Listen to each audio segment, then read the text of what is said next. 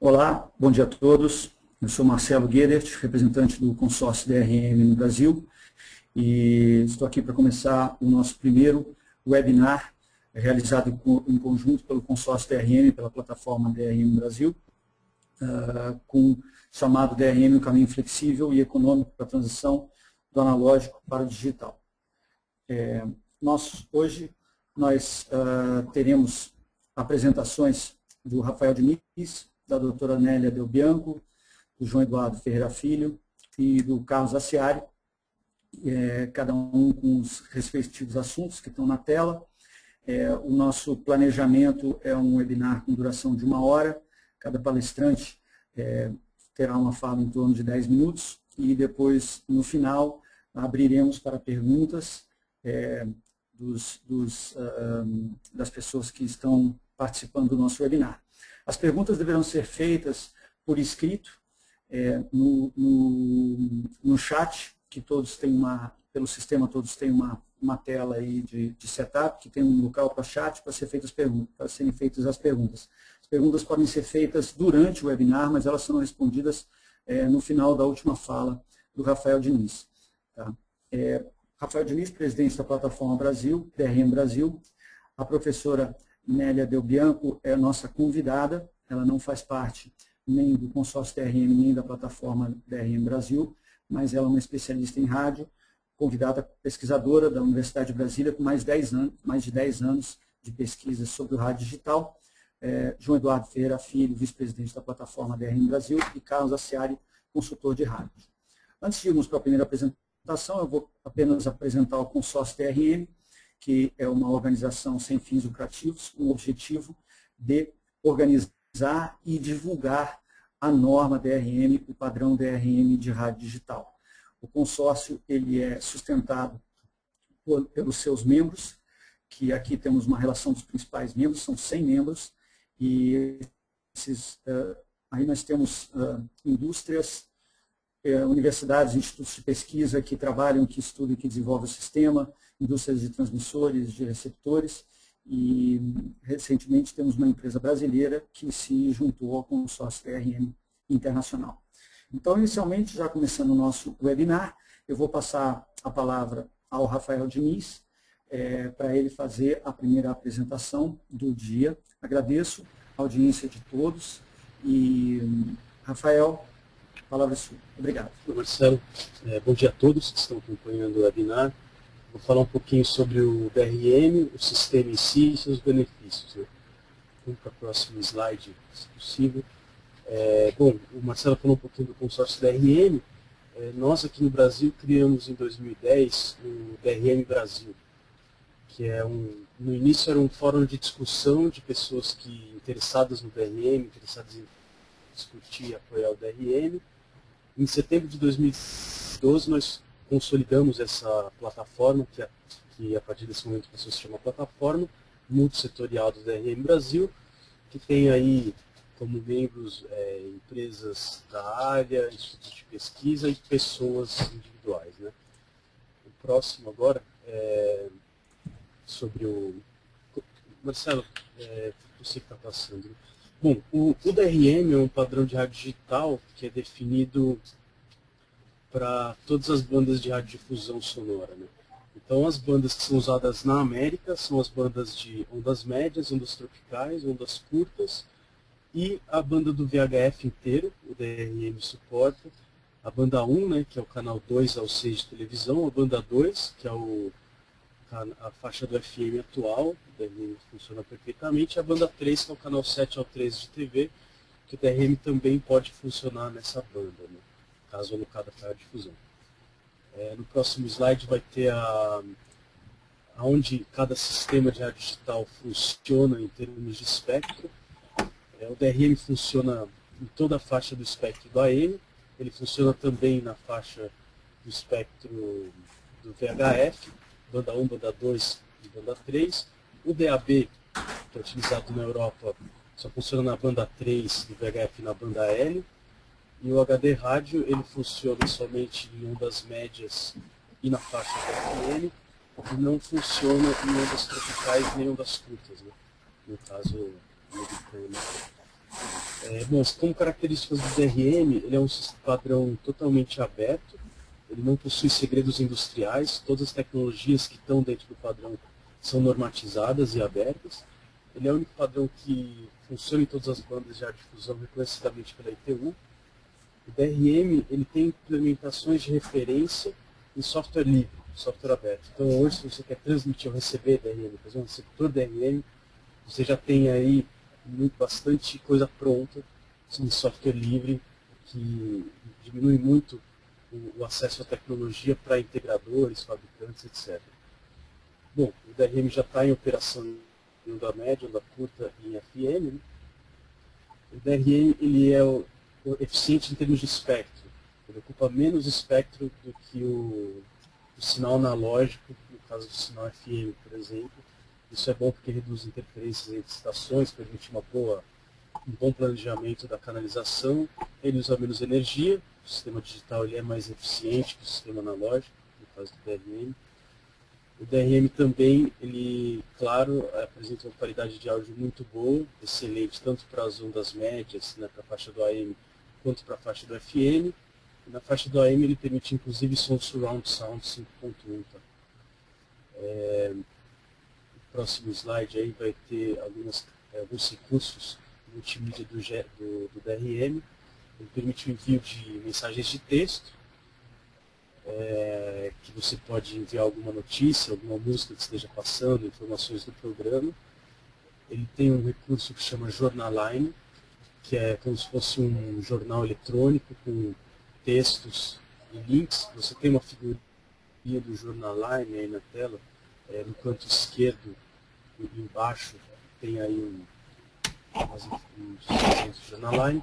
Suporta também slideshow, que são fotos uma atrás da outra que ficam se alternando no receptor. No receptorzinho que tem aí de demonstração, ele está mostrando um slideshow, tá? Tem como você escolher a fotografiazinha que está sendo transmitida ou deixar ela como se fosse ciclando, né? Sendo mostrada em ciclos uma atrás da outra. Ele suporta guia de programação eletrônica. Desculpa. Suporta o envio de informação de trânsito, que é padronizado por essa norma TPEG TMC, que vários aparelhos de GPS já suportam. Suporta som surround, suporta multiprogramação, até 4 programas simultâneos no mesmo canal, tanto no DRM30 quanto no DRM+. Tá? No próximo slide tem mais recursos do DRM, como por exemplo alertas de emergência, que é muito importante no caso de catástrofe, já que o rádio é um meio que tem uma penetração que não para, mesmo em caso de acidentes, calamidades, o rádio continua funcionando. Ele tem um serviço que tem o nome de Divino, que é transmissão de vídeo pelo rádio. Seria algo mais ou menos como TV pelo rádio, a baixa definição. O codec utilizado é o H264, que é o mesmo codec utilizado na TV digital brasileira.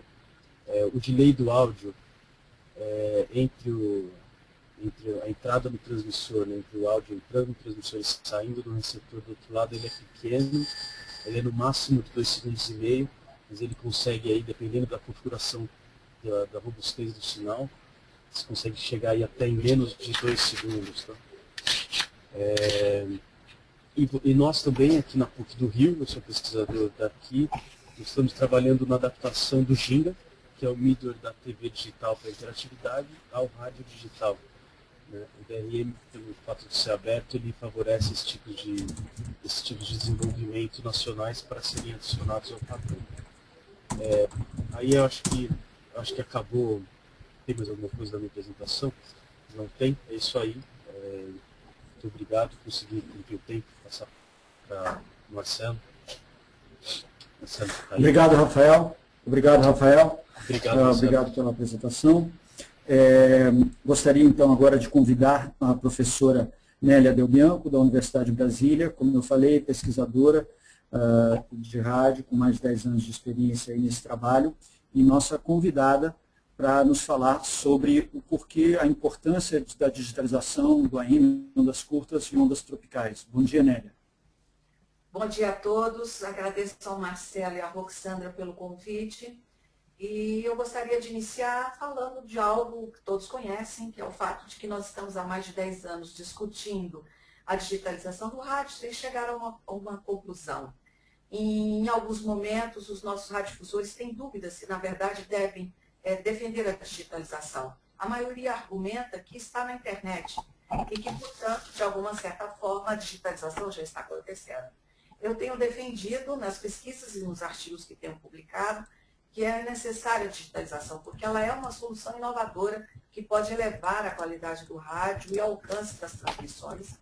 E o fato de que hoje, sem a digitalização, acho que está perdendo uma oportunidade de promover algum tipo de interatividade no próprio aparelho. E algo que é realizado com apoio hoje de praticamente outros suportes. Então, o rádio precisa de outros suportes para realizar a interatividade, isso tomando apenas um aspecto. E é fundamental que o rádio participe desse novo ambiente e agregando novas tecnologias, porque isso pode possibilitar a acessibilidade aos seus serviços e também poder oferecer novas opções de consumo. Portanto, digitalizar deve ser um princípio e ele deve ter um outro princípio agregado que eu entendo que é fundamental, que é digitalizar para incluir e não para criar uma nova divisória de exclusão. No próximo slide, pode passar, Marcelo. Pode passar para o próximo. A necessidade de digitalizar, portanto, é que as emissoras, a partir deste espaço novo, dentro de um espaço de convergência, poderia conquistar coisas como foi colocado agora há pouco pelo Rafael, que é a melhoria da qualidade do sinal, a possibilidade de diversificação de conteúdos na medida em que ela pode explorar os outros canais subjacentes, diversificar a audiência que hoje está restrita especialmente no AM e um tanto quanto fossilizada e presa ao passado, exatamente porque à espera de uma renovação, as emissoras, a AM não tem investido na renovação do quadro de pessoal e também dos seus estúdios de transmissão e equipamentos de transmissão. Há uma oportunidade que se abre do ponto de vista do negócio para a oferta de produto multimídia, uma alternativa que poderia surgir aí de um novo modelo de negócio para as emissoras, na medida que elas não estariam mais presas a um único conteúdo que vai ao ar. E lógico que possibilitaria uma tendência que é inevitável no rádio, que é uma hipersegmentação da programação. Você ter cada vez mais uma programação focada para determinado tipo de público, baseado num conteúdo que diz respeito aos interesses desse público. E é lógico que digitalizar é necessário, porque o rádio não pode ficar isolado dentro de um ambiente que tende para a convergência de mídias. Pode passar, Marcelo.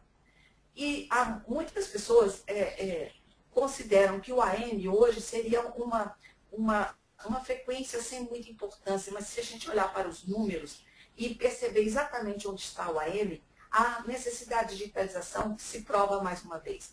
Nós temos 1.586 emissoras AM funcionando. As ondas curtas nós temos 66 e ondas tropicais 72. É muito interessante observar que entre as ondas curtas, a grande maioria delas está em operação. E é muito interessante observar que está em operação principalmente no interior do Brasil. Então, nós vamos observar que essas são as emissoras mais tradicionais, que possuem forte vínculo cultural, principalmente nas cidades do interior, e são emissoras que não são percebidas porque elas são desconhecidas do mercado, especialmente pelas pesquisas de audiência, que acabam identificando uma audiência nos grandes centros de consumo e deixando de observar que o AM tem a sua importância e as ondas curtas igualmente em localidades onde as pesquisas não chegam. Então, veja só, cidades como Pará, estados como Pará, São Paulo, Acre, Minas Gerais, Amazônia, todos eles têm rádios importantes. Rádio Liberal no Pará, Rádio Rural de Santarém, todas são ondas curtas e operando normalmente. Rádio Bandeirantes, Rádio Transamazônica, Rádio Inconfidência de Minas Gerais, Rádio Difusora de Aquidauana, no Acre, a Rádio Rio Mar, com sede em Manaus. Isso somente para citar algumas. Então, na discussão que se tem no grande mercado, a discussão se faz sem considerar essa importância do vínculo cultural que essas emissoras estabeleceram no interior do país e a importância que elas têm do ponto de vista de uma informação que não chega pelas emissoras FM e que são localidades que estão, de uma certa forma, isoladas. Pode passar, Marcelo. Por que a renovação do digital é importante? E aí, aqui na transparência, se colocou IFM, mas na verdade é o IFM, o FM estendido. Isso, no AM, em fundamental, que a digitalização vai permitir resolver, ou pelo menos ajudar e colaborar na solução de problemas de crise muito séria. Primeiro, há uma baixa qualidade hoje do sinal do AM, isso é notório, isso tem feito com que a audiência tenha se afastado da frequência, porque a qualidade ela é inferior a qualquer aparelho de som que se tem em casa. Se você tocar um CD, evidentemente, todos vão perceber a diferença. Então, a dificuldade de renovação da audiência e da programação, porque há mais de 15 anos as emissoras AM têm deixado de fazer um investimento na renovação da audiência e da programação, exatamente porque estão à espera de uma mudança. E como essa mudança tem retardado muito, lógico que as emissoras não têm investido nessa mudança. Há uma queda acentuada da audiência do AM hoje em relação ao FM. Enquanto o FM tem 12 pontos, 12% da audiência aí no dial, o AM está com 3%, e na melhor situação, 4% dessa audiência. Falta uma renovação do quadro de pessoal, que é necessária e fundamental dentro desse processo de mudança, e lógico que a mudança vai reverter este quadro de baixo investimento publicitário que se tem hoje, porque, na verdade, as emissoras terão que conseguir recursos para mudar seu parque de transmissão, na maioria delas, porque a renovação, tanto a migração para a FM estendida como para o digital, vai implicar, evidentemente, uma renovação dessas emissoras. Pode passar o próximo. E em relação às ondas curtas, eu gostaria de lembrar que a Unesco defende a importância da permanência dessa frequência, porque ela é tradicional, e não só porque ela é tradicional, mas porque ela faz parte de uma estratégia de política pública de alcançar comunidades locais que não têm acesso a outros meios.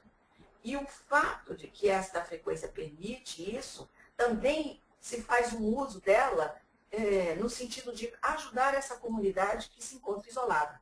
Então, ela tem tradicionalmente uma atuação direcionada à prestação de serviço, à promoção da cidadania, e também exerce um papel importante de integração cultural, que é muito bem avaliado pela Unesco e que justifica a permanência das ondas curtas. Então, na verdade, a preservação dessas ondas curtas se faz pela necessidade de você ter, num país de dimensões continentais como o nosso, a possibilidade de manter a interiorização da comunicação por meio da digitalização de todas as frequências e não apenas sendo guiado por um único critério, que é o critério de mercado. E é importante salientar que, embora as ondas curtas estejam em pleno funcionamento, há uma tendência no Brasil de inoperância em relação às ondas tropicais. Então, daquelas 72 emissoras que estão registradas no Ministério das Comunicações, pelo menos metade delas está inoperante. Isso requer ser repensado a operação das ondas tropicais na medida em que nós tivermos uma digitalização, porque elas poderão ser reativadas no sentido de continuar prestando um serviço à comunidade, que é fundamental. E eu lembro que nós temos no Brasil programas muito importantes, veiculados em ondas tropicais, exatamente direcionados a caminhoneiros, a pessoas que estão nas estradas. E daí nós temos as ondas curtas prestando um serviço à localidade e as ondas tropicais especialmente acompanhando quem está na estrada. Então, portanto, um país que quer digitalizar precisa entender a diversidade de seu público, a diversidade da constituição do próprio território, as diferentes formas que as pessoas utilizam e captam o rádio, e que isso tudo precisa ser considerado dentro de um processo de digitalização. Fico aberto, portanto, a perguntas na segunda etapa do nosso encontro. Obrigado, Nélia. Obrigado pela apresentação, obrigado por aceitar o nosso convite para fazer parte do nosso webinar.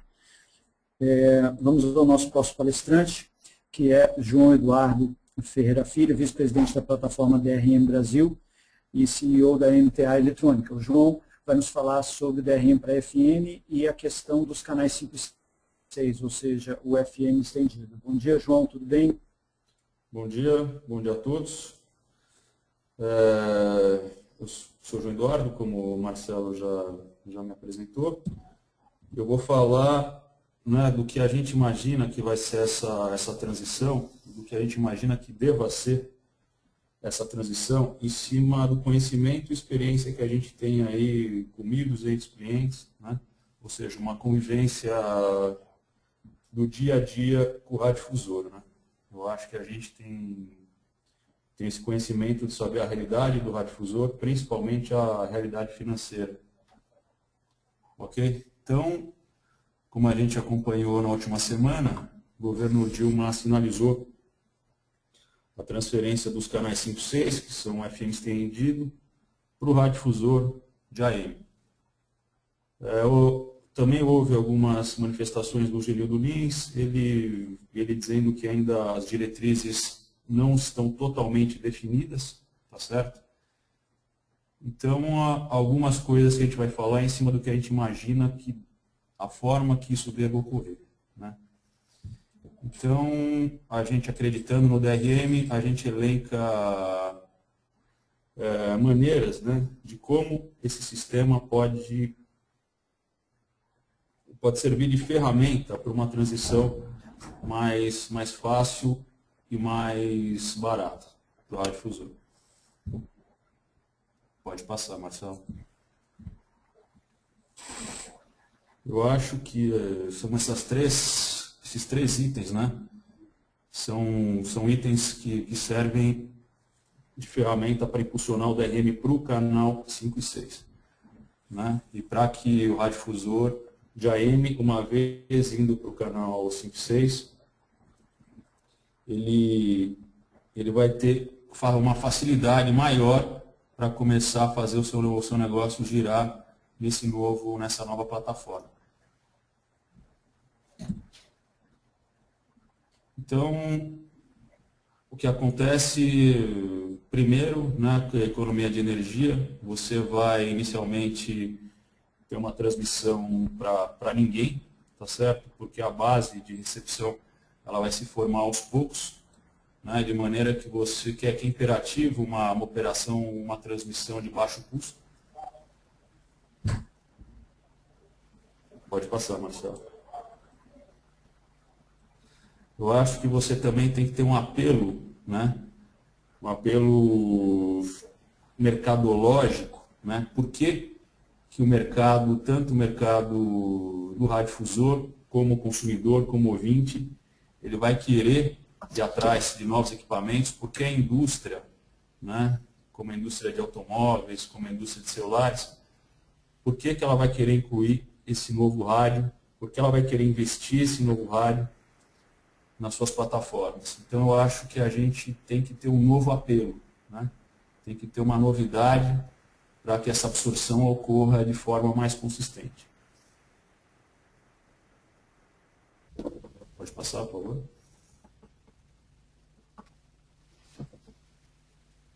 Então, o que acontece, né? Muitas vezes a gente fala de FM, né? O radiodifusor, ele no primeiro momento ele entende que vai ganhar uma emissora de FM.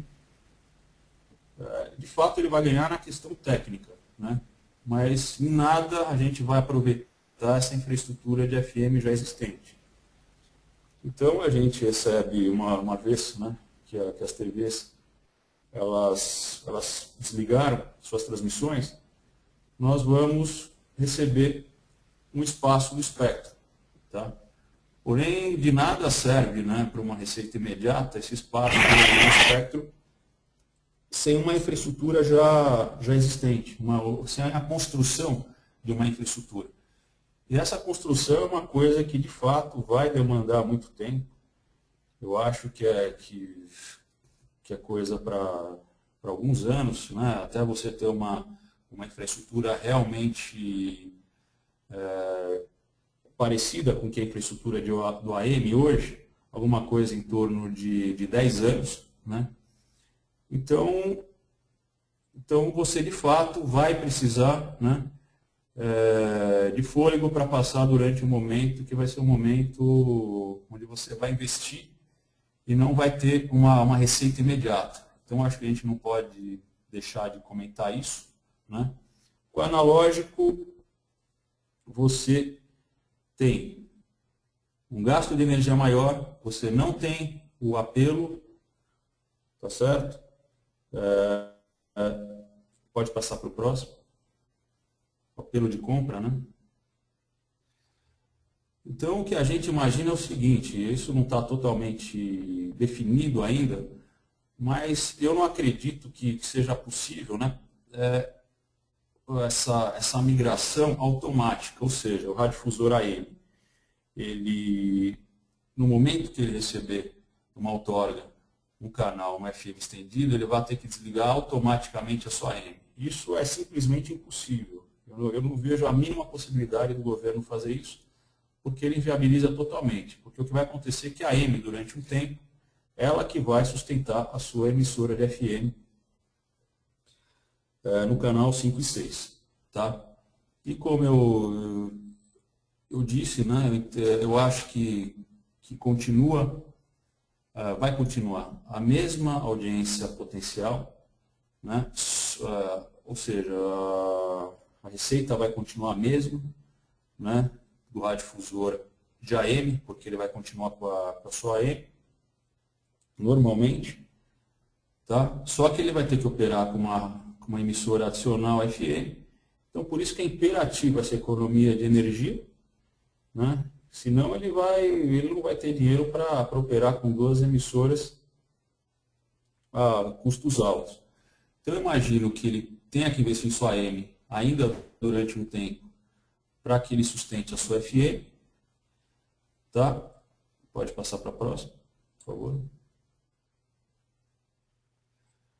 E, além disso, né, tem a questão do pagamento por essas concessões, por essas outorgas. As informações que a gente tem, né, é que de fato vai ter que ser pago, né, e por preços de outorgas tradicionais, pagas em 2 vezes, enfim.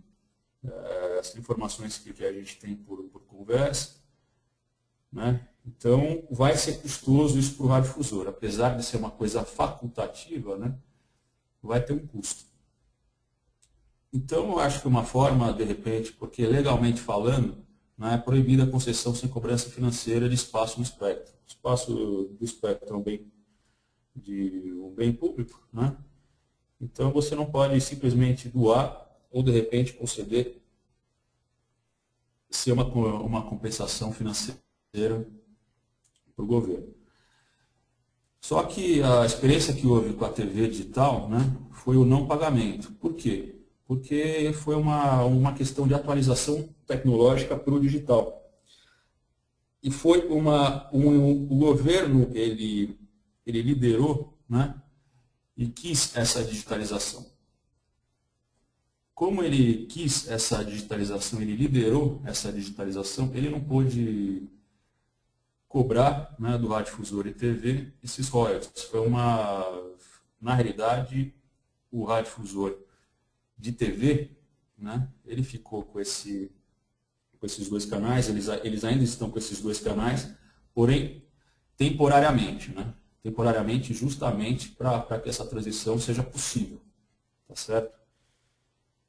Então, no analógico, você cai nessa questão legal, nessa questão até constitucional, que você é obrigado a cobrar pela outorga. No momento que você entra com um novo sistema, com o sistema digital, eu acredito que juridicamente seja possível a gente cair no mesmo critério adotado para a TV digital. Ou seja, o critério que nós estamos atualizando a tecnologia. Nós estamos numa transição analógica para digital. Então, não é uma questão que o radiodifusor está ganhando uma outorga, um espaço do espectro adicional. Ele está recebendo uma retransmissora, né, no qual eles vão trabalhar em simulcast por uma questão de ordem estratégica para que a radiodifusão consiga fazer essa transferência de forma possível no que se diz respeito à parte financeira das emissoras, né? E também na questão de elaboração e construção de um parque de recepção. E é isso. Obrigado. Obrigado a todos. Obrigado, João. Obrigado, João. Obrigado pela sua participação, pela sua palestra. Vamos ouvir agora Carlos Aciari, consultor de rádio digital, que vai nos falar sobre propriedade intelectual e royalties. Bom dia, Carlos. Tudo bem? Bom dia a todos. Obrigado por ter esse convite. Vocês sabem que eu também não sou o mais especializado nesse tema do IP, das propriedades intelectuais, mas vou contar nossa experiência um pouco, como a gente trabalhou para levar o DRM até o Brasil. Bem, quero parabenizar todos esses palestrantes que têm trazido um debate de grande qualidade. E aproveito para saudar a plataforma brasileira de rádio do DRM. Aqui na França, a gente acompanha isso com muito carinho. A gente fala muito de propriedade intelectual, de royalty, de dinheiro, de pagamentos, e isso e aquilo, e acho que isso tem criado vários fantasmas, muitas elucubrações, muitas ideias. E a gente tem tido algum problema, eu acho, de comunicação para clarificar um pouco o que é isso, o que não é isso, gratuito, tudo pago. Sei lá, esse tema tem esquentado muito aí, temas que têm mais desenvolvido a criatividade, digamos, né, a paranoia, sei lá o que, como é que se chama isso, desses debates. Quando se fala de tecnologia, sempre se fala coisas concretas. Quando se fala de não sei o que, de conteúdo, a gente sabe o que é e tal, mas os royalties parecem um fantasma que existe. E eu acho o DRM, todo mundo sabe que a gente fala que é um sistema aberto, gratuito e tal, mas também isso criou uma expectativa que deixou outras pessoas preocupadas, que eram com o problema de negócios, de como quem investe, quem não investe, como recuperar os investimentos, como fazer e tudo. Como eu sei que todo mundo que está ligado, né, nesse webinar já são especialistas, são gente que conhece um pouco a situação, não vou trazer nada de novo, eu acho, na discussão, mas eu acho que seria interessante para o futuro a gente conversar sobre, tentar comunicar melhor sobre esse negócio de gratuidade possível total e royalty total, fechado, enfim. O que acontece? Nem tudo pode ser totalmente gratuito. Essa sociedade do zero FIIs é linda, mas acho que ela não tem uma realidade. Segundo, que a diferença fundamental disso aí, no meu entender, entre um sistema proprietário, um sistema fechado, o acesso à informação. Mas não é que o desenvolvimento é gratuito. Ou seja, a gente, o DRM, na sua grande maioria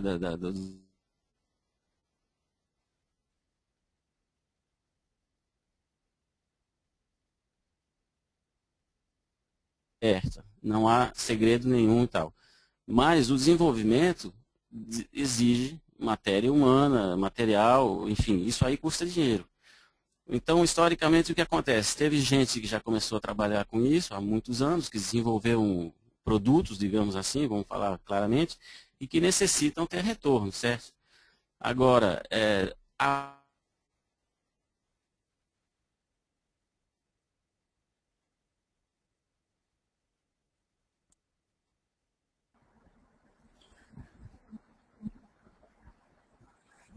Carlos, acho que perdemos o sinal do Carlos. Carlos, você está me escutando? Alô? Eu sim, eu te Oi, escuto. Carlos. Nós perdemos o sinal. Você podia, por favor, voltar?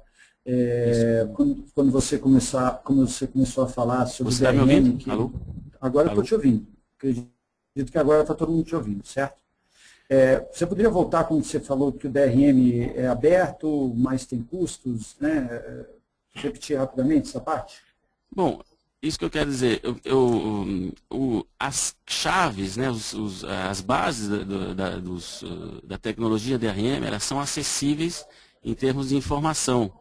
As pessoas podem procurar a informação para poder, a partir dessas chaves, dessas keys, como a gente chama, se desenvolver um processo, uma tecnologia, uma parte dessa tecnologia. Mas, hoje em dia, algumas firmas que já estão trabalhando nisso há anos e que já fizeram algum desenvolvimento, eles precisam ter um modelo de negócio também. Então, o DRM, ele tem uma diferença fundamental com um sistema qualquer outro que seja fechado ou que exige royalties, porque ele permite uma evolução constante, um acesso constante aos desenvolvedores, aos pesquisadores, às firmas que querem trabalhar nesse sistema. Então eu vejo bem que a gente tem possibilidade de acessar essa tecnologia e pode ser que algum organismo, algum governo, alguma sociedade pode desenvolver parâmetros de DRM acessíveis e gratuitos, mas tem outro pessoal que já desenvolveu uma tecnologia e que está precisando criar um modelo de negócios e ter retorno de investimento. Eu acho assim, a gente tem que clarificar aí no Brasil, tentar fazer um debate mais amplo sobre esse negócio, que é diferente um sistema totalmente gratuito, totalmente aberto, acessível, mas que esse sistema, ele ao mesmo tempo, ele tem um lado comercial e um lado que necessitaria ter um retorno de dinheiro para quem quer comprar ou utilizar o material que já existe. Eu pediria ao Marcelo que passe diretamente ao terceiro slide, que o segundo é meio complicado, não adianta muito, porque então, a gente compararia as etapas de fabricação de um sistema que tem royalty, que é fechado, e com o DRM, esse esquema que está aí, eu colocaria ele na vertical. Ou seja, é como um edifício de apartamentos. Você chega no térreo, tem que passar para o primeiro andar, o segundo andar, terceiro andar e quarto andar. O que acontece? Num sistema aberto, você tem a chave do térreo, pega o teu elevador e vai até o quarto andar. No sistema fechado, o cara tem que ter a chave do térreo, tem que pagar uma chave para o primeiro andar, a chave do segundo andar, o terceiro andar. Ou seja, cada etapa a gente pagaria uma chave a mais, um acesso, para ter acesso a essa etapa. Então, o que acontece? A pessoa, no final, esse produto é mais caro e seria uma acumulação de royalties. É muito importante que a gente consiga comunicar melhor isso no DRM, que uma vez que teve uma das etapas que foram acessadas, a quem se deu uma acessibilidade, essa etapa abre para o funcionamento de todas as outras, certo? Agora, o que não exclui que a pessoa que vai utilizar um códec, algum modulador, algum modulador de alguma firma que já existe, isso vai ter que ser pago, certo? Então, eu acho que é perfeito esse sistema para países que querem fortalecer o sistema, o serviço público, o serviço aberto, o serviço educativo e tal, porque a gente pode criar diversos níveis de utilização e diversos níveis de abertura da tecnologia para as populações, certo? Então, eu que me bati politicamente no Brasil e agora no exterior, para levar a DRM ao Brasil, eu só queria dar uma testemunha de como foi feito a junção que a gente fez com a indústria aqui da França e do Brasil, certo? Que a gente colocou dois industriais, um na frente do outro, um falando francês, outro falando português, e público funcionando com tecnologia brasileira, DRM adaptada aí. Então, isso é uma realidade, ou seja, foi um processo que a partir do DRM, a tecnologia DRM é aberta, compreensível, o industrial brasileiro estudou, a gente traduziu o que pôde traduzir e tal, e criamos uma ponte. Transmissores DRM para o exterior, e o governo ainda está querendo, fazendo-nos... Então, era mais um testemunho que eu queria dar, acho que não trago informação nova nenhuma, mas é muito importante a gente alertar os poderes públicos para a necessidade de ter uma tecnologia que permite vários vetores e que hoje em dia o Brasil já é exportador de transmissores DRM, e amanhã pode ser de rádios, ou receptores, ou de chipsets. Então, como instituição, ainda anda duvidando. Agradeço a todos e fico aberto às questões. Obrigado, Carlos. Obrigado pela sua apresentação. Peço desculpas a todos nossos ouvintes aí pelas falhas, pelas interrupções, mas deve ter tido algum problema aí de conexão do Carlos. Chamo agora Rafael Diniz para a nossa última e rápida apresentação, para a gente abrir para as perguntas. Já temos algumas perguntas aqui. Por favor, fiquem à vontade para escreverem suas perguntas, que a gente vai ter prazer em responder, porque eu acho que o mais importante é realmente um debate sobre as questões e as dúvidas que existem, que surgem do público em geral. Rafael, por favor. Marcelo, serei breve, só gostaria de falar alguns motivos pelo qual o DRM é o melhor sistema para o sistema brasileiro de rádio digital. Lembrar que o DRM funciona em todas as bandas. O DRM compartilha o mesmo codec de áudio, que é o AAC, com a TV digital brasileira, né, o ISDBT. Então isso baratearia o custo de um receptor, eventualmente, que tenha TV digital e rádio digital. Nós já estamos adaptando o Ginga, fazendo um perfil do Ginga para o DRM. Então o receptor, eventualmente, que tenha rádio e TV digital, vai compartilhar o mesmo middleware de interatividade entre os sistemas de rádio e TV. O único país em que isso acontece no mundo é o Japão, tá? Em que o middleware de interatividade é compartilhado tanto na TV quanto no rádio digital. Então, de certa forma, o Brasil vai ser líder nesse aspecto.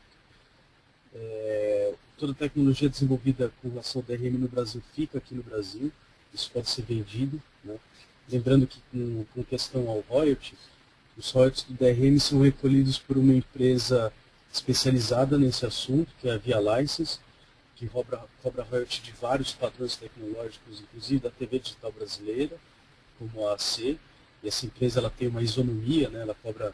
São valores públicos, esses royalties, de forma que não é negociável. E isso é bom porque garante que todas as empresas paguem a mesma coisa, não haja privilégios nenhum. Quanto às vantagens sociais e culturais, acho que a professora Nélia já citou alguns. Eu vou passar essa parte, porque acho que a gente pode entrar na discussão mais rapidamente. E o último slide. Marcelo, você pode passar para o último?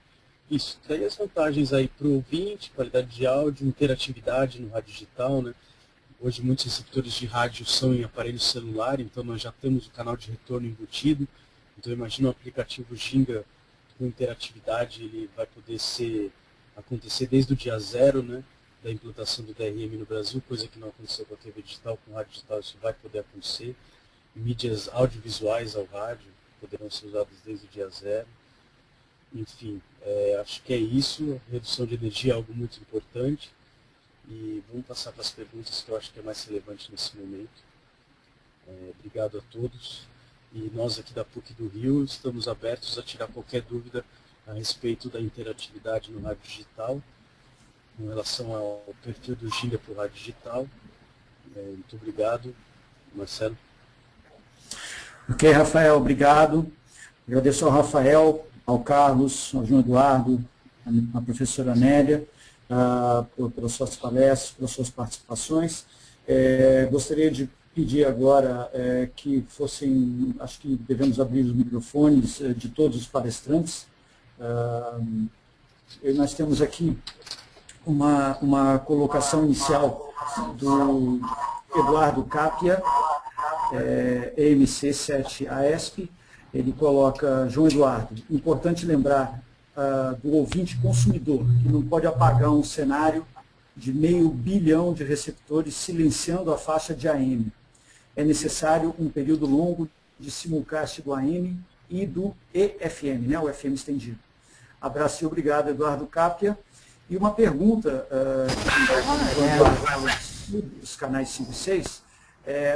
Tem uma pergunta: fora dos canais 5 e 6, se existem outros para fazer a migração para gerar a economia? João, Charlotte, can you open João Eduardo microphone, please? Os canais que ele... Ok, João, agora estamos te ouvindo, por favor. A pergunta é: fora dos canais 5 e 6, existem outros para fazer a migração para gerar a economia? Olha, em questão de economia, eu acho que estaria mais ligado à questão do digital, né?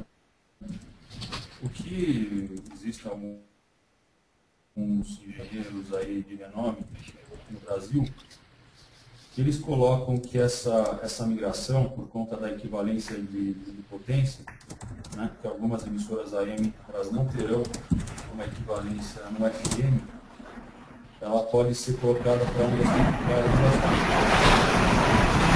Alguns trabalhos nesse sentido, né? Você alocar o AM em ondas tropicais ou curtas em full digital, né? Uma potência relativamente pequena, tá? Enfim, e você pode assim, de repente, para uns grandes municípios, né? Onde você não vai ter uma equivalência para o FM, usar esses canais, tá bom? Então, basicamente é isso. Ok. Mas algum painelista tem algum comentário sobre essa questão de outros canais para além dos 5 e 6? Eu gostaria de fazer um comentário que eu acho que é bem relevante, que é o fato de que hoje não existe nenhum receptor, seja ele digital ou FM, para o canal 5 e 6, tá? Então, mesmo que se diga que é fácil fazer receptor para o canal 5 e 6, hoje eles não existem e muitos receptores não são também tão facilmente adaptáveis para receber FM no 5 e 6. Então, uma coisa muito inteligente, tanto por parte do broadcaster, que vai economizar energia transmitindo somente digital no canal 5 e 6, tanto por parte do ouvinte, que já vai ter que comprar um receptor novo, o mais lógico, na minha opinião, é se transmitir somente em digital no canal 5 e 6, inclusive por uma questão de interferência. O sinal analógico, com muitos dB de potência superior ao digital, interfere muito o digital. Então uma banda 100% digital seria a melhor opção para o canal 5 e 6, tá? Utilizar DRM+, no canal 5 e 6 somente, e não TFM.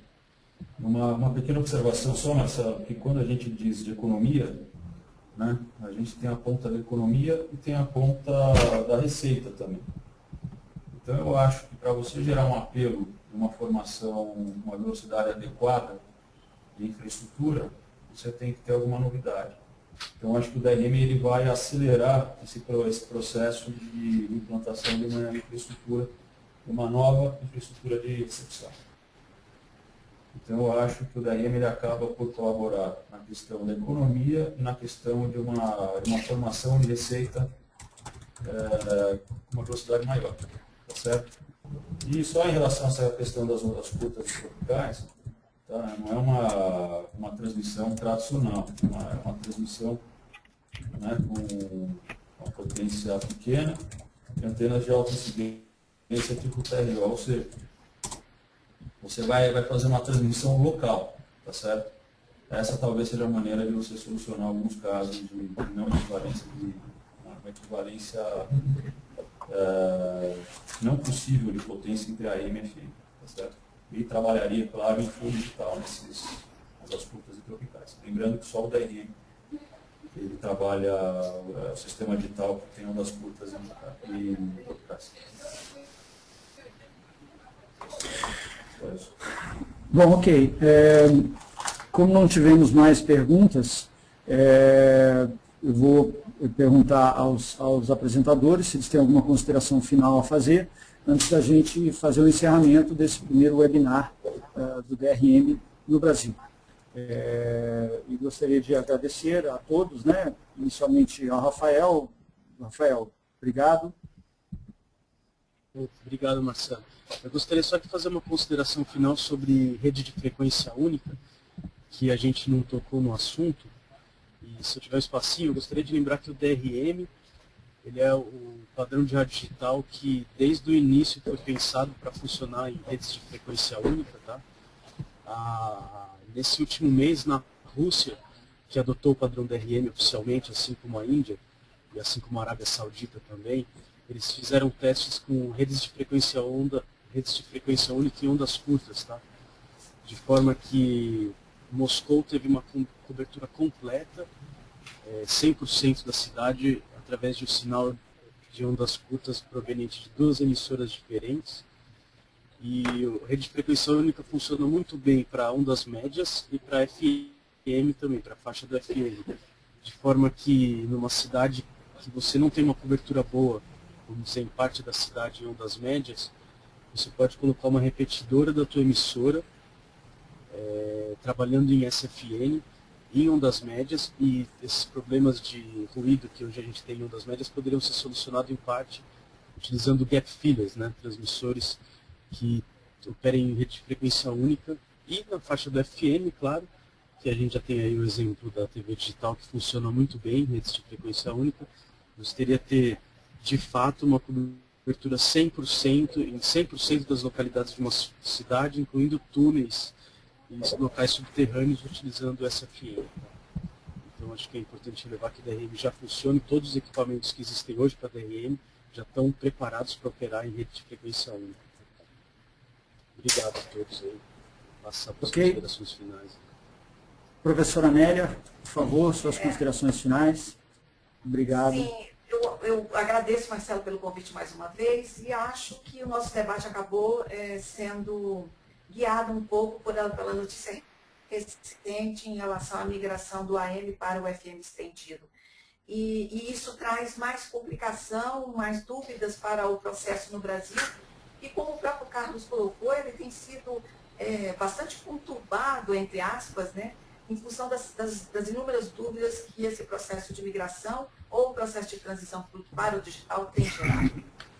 Mas acho que as colocações do João elas foram bastante esclarecedoras e a colocação da ESP agora há pouco mostra que qualquer migração, qualquer processo de mudança de tecnologia, ela implica num largo período de transição.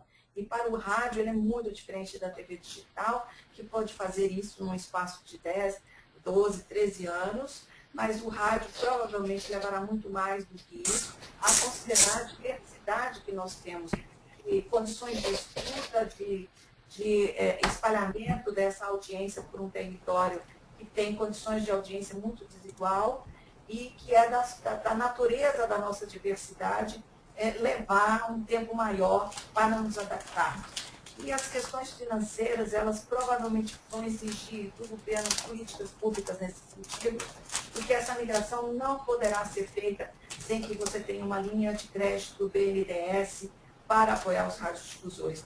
E sobre isso já falei em outras oportunidades, inclusive como resultado de uma pesquisa que realizamos com quase 700 radiodifusores em todo o Brasil, e eles são unânimes em dizer que precisam desse financiamento para a compra de equipamentos. Por caso contrário, até mesmo a migração para a faixa estendida será complicada. E um último aspecto, de fato, o João tem toda a razão ao colocar que haverá um custo para as emissoras dentro do próprio processo de migração do AM para o estendido.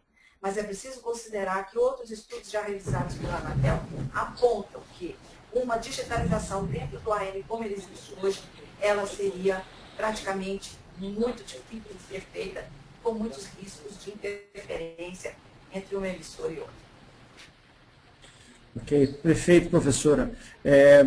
Professora Amélia, curiosamente chegou uma pergunta aqui, enquanto eu estava, enquanto a senhora estava falando, o Newton Gomes do Paraná, ele está perguntando, porque ele ouviu uma proposta de não se definir qual sistema seria adotado no Brasil, simplesmente se homologar os dois e deixar o mercado decidir. Ele quer saber qual é a nossa opinião sobre isso. O que a senhora acha? Olha, provavelmente ele criaria uma divisória digital, do meu ponto de vista, e assim, sem refletir muito, eu posso dizer que você teria dois sistemas a considerar, que uma tecnologia americana funciona bem em relação ao FM, mas não nas outras frequências, e as ondas tropicais, ondas curtas, e o AM adotaria, por exemplo, o DRM, onde ele tem uma performance boa. Nesse sentido, a ideia de uma unificação, que foi o ponto de partida, enquanto princípio que eu coloquei na minha apresentação, ele já estaria quebrado. Porque nós não teríamos um sistema único. E aí nós teríamos uma outra realidade. O mercado regulado pelas emissoras que teriam que, por si só, promover o desenvolvimento do rádio. E aí eu tenho dúvidas se todas as nossas emissoras estão preparadas para um novo patamar de operação que implicaria que elas mesmas promovessem sua tecnologia e se organizassem para promovê-la. Perfeito. Mais algum palestrante quer comentar essa pergunta? Nós temos mais 2 minutos só de webinar. Eu acho que é importante lembrar que a não definição de padrão nunca deu certo em nenhum lugar do mundo. Né? No caso do AM estéreo, nos Estados Unidos, na França também, né? Que se propôs que o mercado autorregulasse qual padrão seria o melhor. O que aconteceu foi que o AM estéreo morreu. Né? Então, eu acho que existem várias experiências de outros padrões, inclusive de rádio. Nos Estados Unidos tem o FM Extra. Se propuseram vários padrões que, quando não normatizado, eles morreram. Tá? Fora todas as consequências naturais do receptor ser mais caro, de ter receptor, por exemplo, o receptor de onda curta não vai ser produzido porque não vai ter volume, né? Então acho que não daria certo, tá? Deixar o mercado regular qual padrão digital. Ok, espero que o Newton tenha ficado satisfeito com a resposta. Carlos, eu já despedi do Rafael. Nélia, muito obrigado. Carlos Aciari, João Eduardo. Bom, não, obrigado a todos. Isso mesmo, eu queria completar essa pergunta aí, dizendo aqui que na França foram aceitos, outorgados, homologados três sistemas. Conclusão, não funciona nenhum. Conclusão, a rádio continua analógica e perdendo terreno para multimídia. E esse é uma coisa assim que não funciona mesmo. Isso é terrível. Enfim, por último, eu queria deixar assim, uma preocupação muito forte que nós temos, é que se essa extensão da banda digital, espero que não esteja ninguém no Brasil pensando que é possível fazer isso em full analógico e tem que ser full digital ou não. Eu espero que não haja nenhuma dúvida sobre esse sentido nas instâncias decisoras ou reguladoras, que, ok, fantástico essa coisa de 5 e 6, mas se não for full digital, não adianta. Obrigado. Obrigado, Carlos. Obrigado pela participação. João Eduardo, obrigado. Obrigado. Quero agradecer a todos que estiveram junto conosco, todos os palestrantes, professora Nélia, Carlos, Rafael, todos que estavam como ouvintes. Mandar um abraço e um agradecimento para o engenheiro Cássio pela observação. É isso aí. E em relação a essa questão de você fragmentar dois sistemas, eu acho difícil, porque a gente só vai conseguir estabelecer um sistema consistente com uma junção de esforços. Se a gente diluir esforço, eu acho que dificilmente a gente chega em algum lugar. É isso. Ok, João. Boa tarde, um abraço. Obrigado, então. Obrigado, boa tarde a todos. Encerrando aqui o nosso webinar do DRM. Espero contar com a presença de todos no próximo. Agradeço mais uma vez aos palestrantes e agradeço a toda a audiência. Quem quiser mais informações sobre o DRM, os links estão no site, estão na tela. No site do DRM Internacional, você encontra o nosso plano de negócios, encontra todos os manuais para a implantação do DRM, tá? E o Rafael já pediu para divulgar o e-mail dele, que é rafaeldiniz@telemedia.puc-rio.br, para qualquer dúvida com relação a qualquer pergunta. Quaisquer outras perguntas podem ser enviadas para a gente. Esse e-mail do Project Office que está embaixo da tela e que teremos prazer em responder depois. Obrigado a todos, tenham um bom dia, uma boa quarta-feira, um abraço, até a próxima.